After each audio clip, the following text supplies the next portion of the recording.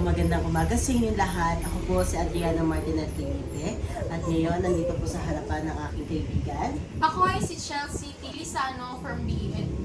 So, ngayong question nito, ano yung mga gamit na gusto mo ipakita sa kanila? Madami kami gamit dito sa bahay namin na antique. Ito ay nagmula pa sa aking mga lolo at lola. Isa na rito ay itong orasan na to. Kung makikita nyo, ang disenyo niya ay parang kulungan ng ibon. Kung matatanong nyo, ang lola ko ay galing sa Pangasinan at siya ay mahilig sa mga ibon. Itong orasan na to ay niregalo ng aking lolo sa aking lola. Kaya dahil nga sa disenyo na to na parang kulungan ng ibon.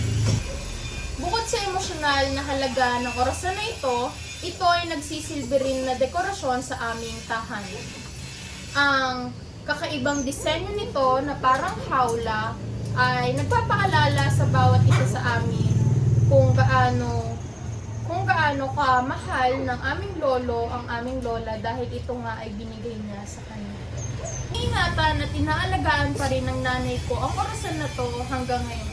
Dahil ang dekorasyon na ito o palamuti sa aming bahay ay hindi lamang isang dekorasyon para iniingatan at inaalagaan ng nanay ko ang orasan na to dahil ang dekorasyon na to ay hindi lamang isang palamuti sa aming bahay. Dahil ito ay nagsisilbi at nagpapakita rin ng kahalagahan o kasaysayan ng aming pamilya.